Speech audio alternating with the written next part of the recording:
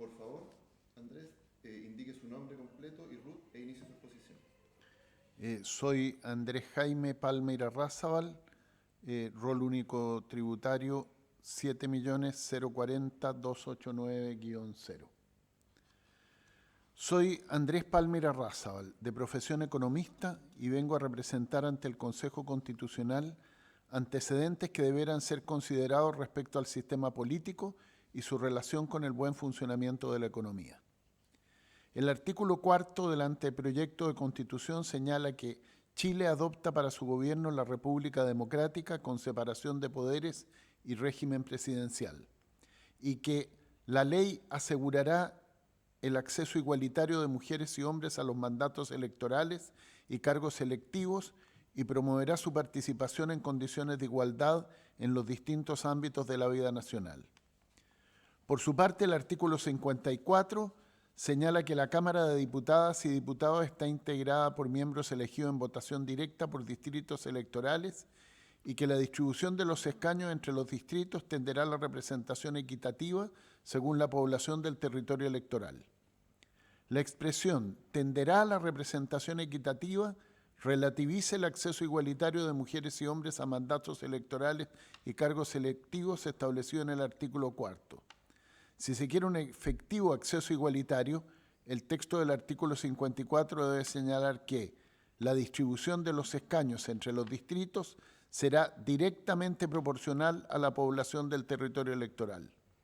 Esta misma norma deberá aplicarse al artículo 55 para que se respete el artículo 4.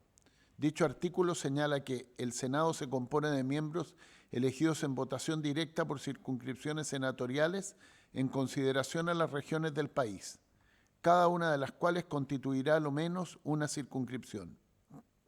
La ley electoral respectiva determinará el número de senadores, las circunscripciones senatoriales y la forma de elección, termina el artículo. Teniendo el Senado equivalentes funciones que la Cámara de Diputadas y Diputados, no tiene fundamento el que su forma de elección pueda ser diferente y contradictoria con el artículo 4, por lo que el texto debe señalar: el Senado se compone de miembros elegidos en votación directa por circunscripciones senatoriales correspondientes a regiones del país. La distribución de los escaños entre las circunscripciones será directamente proporcional a la población del territorio electoral. De esta forma, dado que ambas corporaciones tienen las mismas funciones, ambas deben tener la misma representatividad de la población. Estas precisiones son coherentes también con lo establecido en el artículo 58, que no distingue entre ambas corporaciones al señalar que la ley electoral deberá establecer que en las elecciones parlamentarias se aplicará un sistema proporcional.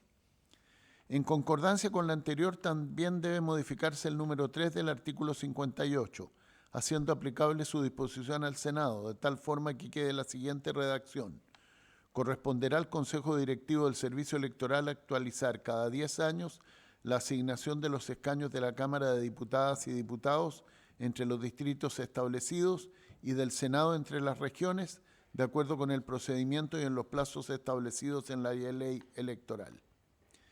El mismo artículo 58, en su numeral 2, establece límites a la participación de ciudadanos que no militan en partidos políticos. Asimismo, en el numeral 5 establece la posibilidad de que en las candidaturas, junto a los militantes, puedan participar ciudadanos independientes. Esta posibilidad atenta contra el correcto funcionamiento del sistema de representación. En efecto, las normas que el anteproyecto propone respecto a la participación de independientes son algo contradictorias. Me explico. Para efectos de lo dispuesto en el artículo 57, numeral 6, respecto de su reemplazo, se les considera como si fueran militantes del partido que apoyó su candidatura, pero para lo dispuesto en el artículo 45, número 5, son independientes. Este tema no es irrelevante desde el punto de vista de la gobernabilidad. En un régimen político democrático y tal como lo señala el anteproyecto al incluir un acápite titulado de los partidos políticos dentro del capítulo 3, representación política y participación, define que el rol de los partidos es contribuir al funcionamiento y fortalecimiento del sistema democrático, representar a grupos de la sociedad y ejercer influencia en la conducción del Estado para alcanzar el bien común y el interés público. y deben estar integrados por personas naturales que comparten los mismos principios ideológicos y políticos. Artículo 42, número 1. Luego son estas asociaciones, porque sus integrantes comparten los mismos principios ideológicos y políticos, las llamadas a representar a las y los electores y ejercer influencia en la conducción del Estado. Ahora bien, si una persona independiente comparte los mismos principios ideológicos y políticos que aquel partido con el que está dispuesto a postular a un cargo de representación, lo puede hacer afiliándose a dicho partido. La práctica ha demostrado que los independientes que van como candidatos en listas de partidos ocurre que o se incorporan como militantes a dicho partido, lo que resuelve el problema, aunque de alguna manera constituye un engaño a los electores, o al mantenerse en independencia, su posición puede diferir del que propuso en campaña el partido que le presentó en su lista, lo que también constituye una forma de engaño o al menos una distorsión de la voluntad de los electores. El mejor sistema de representación es el que emplea para la elección el Bundestag de la República Federal Alemana y que quisiera fuera adoptado en nuestro país. En este sistema los partidos presentan listas nacionales por las que se vota, pero también se vota por un único representante de cada distrito. Y luego, de conocidos los resultados, se ajusta el número de integrantes para que resulte en la proporción exacta de los votos nacionales, corrigiendo para que solo ingresen a dicha corporación los partidos que obtienen un 5% o más votos en el nivel nacional. Con este sistema no hay distorsiones en el acceso igualitario de mujeres y hombres a los mandatos electorales y cargos electivos.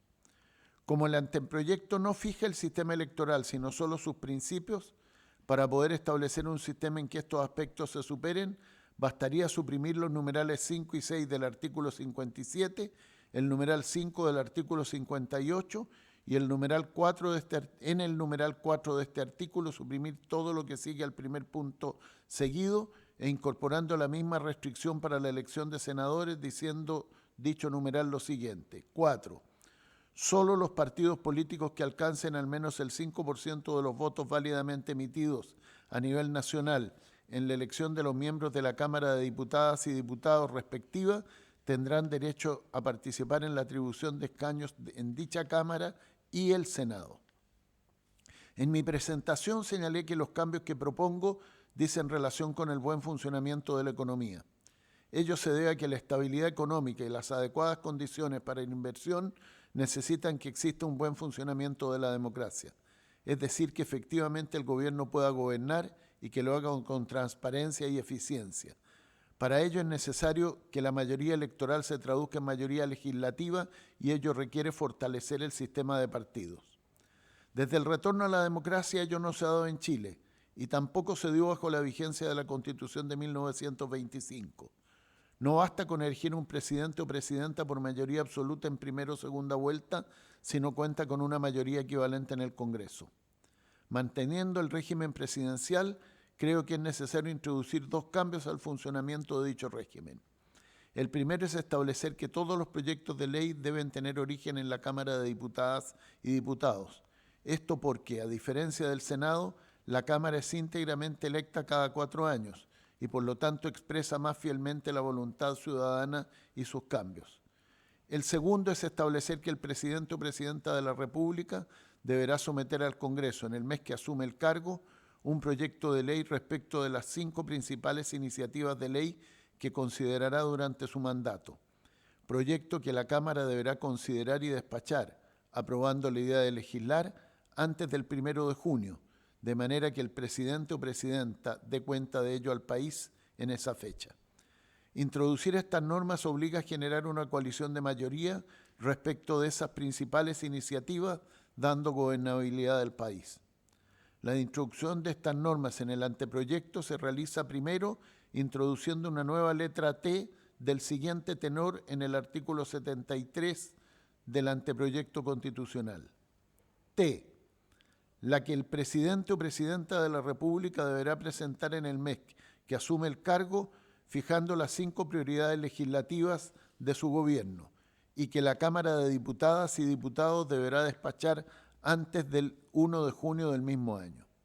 Y luego, modificando el número 1 del artículo 78 para que diga lo siguiente. 1. Las leyes tienen origen en la Cámara de Diputadas y Diputados, por mensaje que dirige el presidente o presidenta de la República o por moción de cualquiera de sus miembros.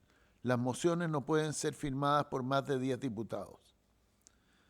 Si desde hace 10 o 15 años el desarrollo del país se ha visto ralentizado, los cambios institucionales propuestos contribuirán, de ser acogidos, a superar ese ambiente de desazón.